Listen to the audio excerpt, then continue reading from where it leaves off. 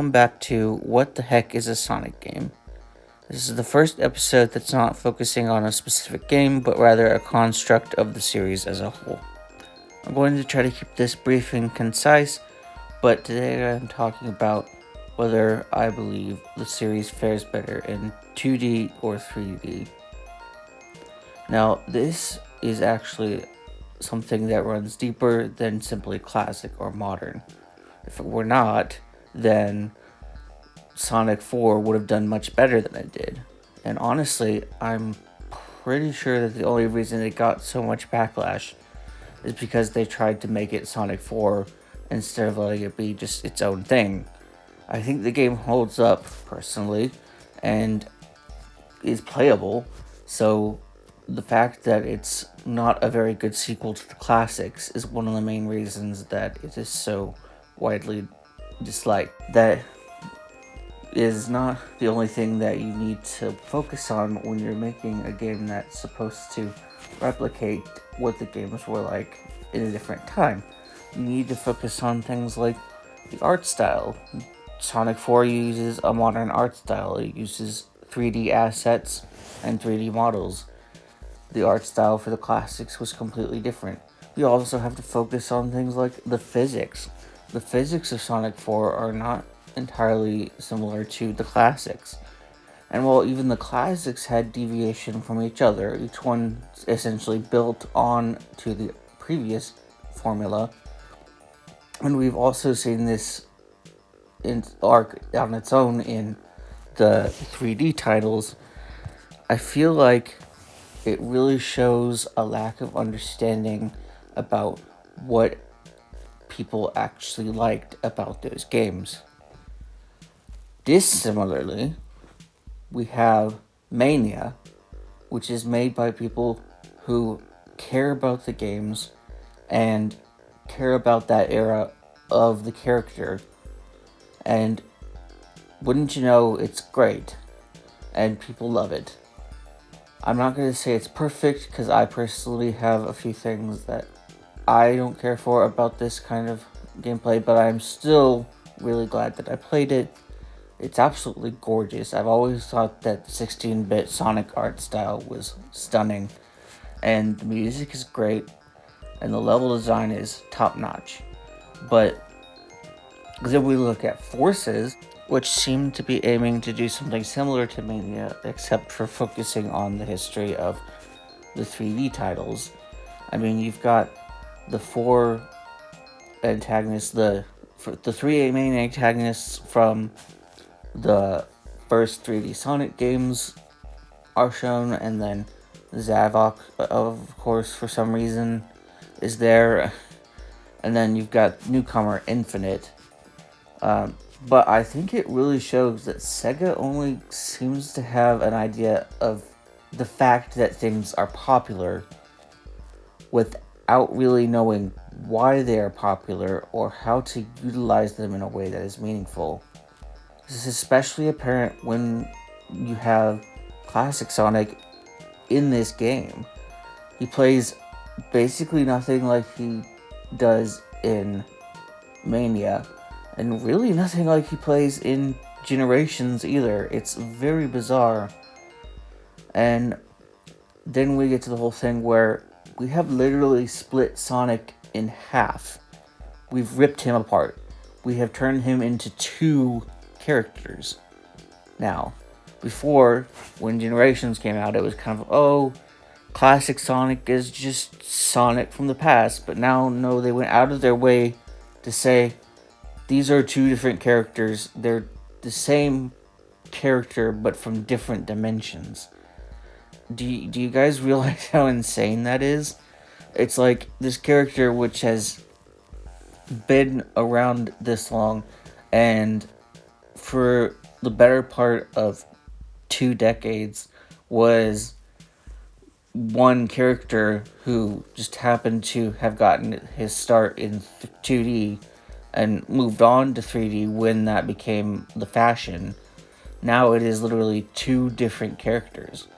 And the weirdest part of all of this is that both characters clearly have experienced the events of the classic era games. Otherwise, you wouldn't have everybody understanding what a death egg is, and you wouldn't have all of these references in the 3D games to the classics. It's just like, was this really necessary? Was there really no way to reconcile the division within the fan base? I feel like we were at a good place when Generations came out. It was like, hey, both of these playstyles have value, and we're going to try our best to make a story that celebrates both. And then Mania came out and everybody loved it, and then Forces was just like, it's a game that I personally like, but I will admit it has many flaws, and this is definitely one of them.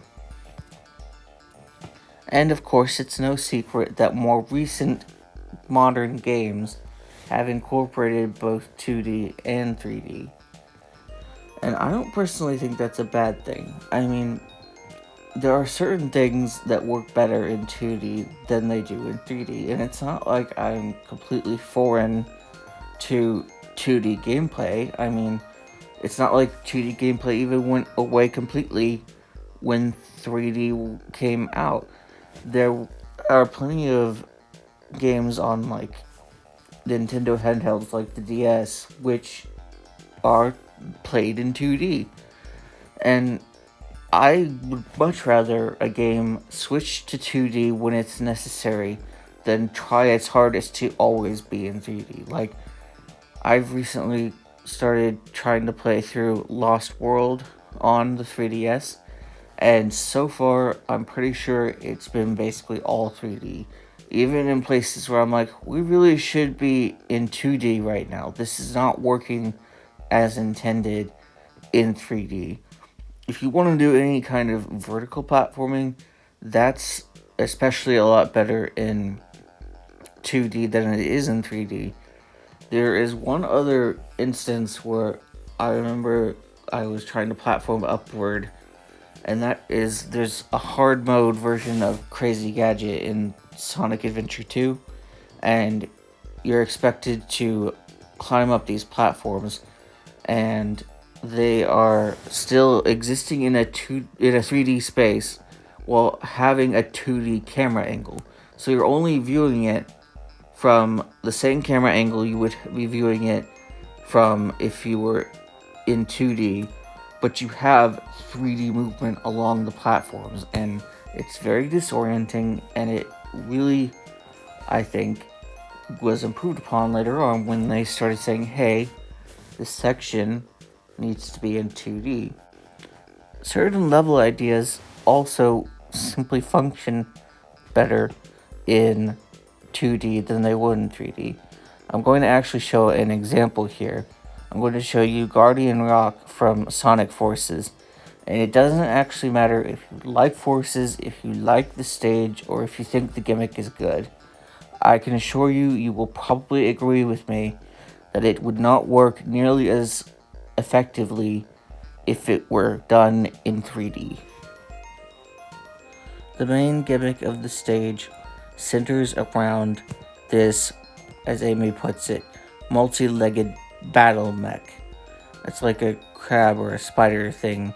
It's a robot, and you can see it here, it's moving, and then the developers decided to make it so that you're avoiding its crushing legs as obstacles.